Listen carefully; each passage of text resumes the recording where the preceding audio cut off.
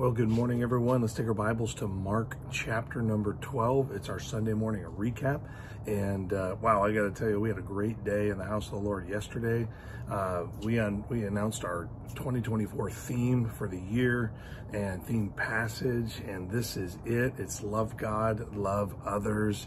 I think in the process of introducing our theme, the Word of God, it just helps us break down what it means to completely and totally love the Lord our God with all our heart, with all our mind, with all our soul, with all our strength. And so all four of those words give us the ability to really understand what it means to not only claim to love the Lord, but actually how to go about it, to totally give our entire selves to the Lord in every way.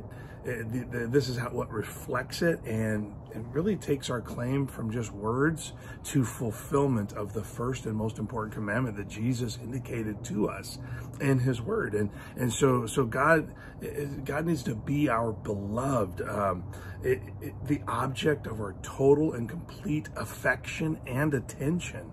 Not all who say I love the Lord are being honest about where God ranks in their life.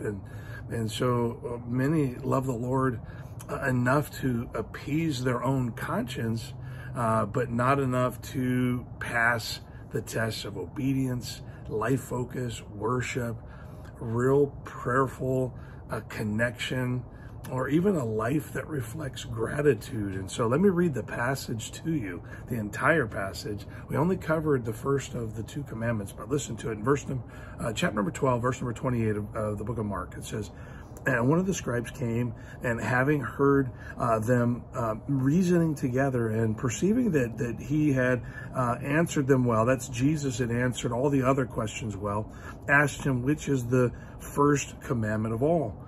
And Jesus answered him, the first of the commandments is, "Hear, O Israel, the Lord our God is one Lord, and thou shalt love the Lord thy God with all thy heart, with all thy soul, and with all thy heart, with all thy mind, and with all thy strength.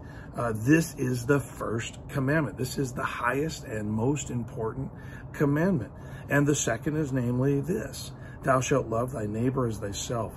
There is none other commandments greater than these." In fact, in the the way Matthew says it says that all the other commandments will hang on these two commandments. If we will fully devote ourselves to the Lord in a loving, close relationship, our love for others will be right. Even our love for ourselves will be put in check, properly balanced. And so, listen, if you pass those tests of obedience, life focus, worship, real peripheral connection, and a life that reflects gratitude, we can always grow more in those areas. And each time we do, all the other areas of our lives are more in sync with what God would have for us. And so if you didn't get a chance to be with us yesterday, I would like for you to go to our website or our YouTube page, and I'd like for you to listen to the message, because I think it'd be a help to you.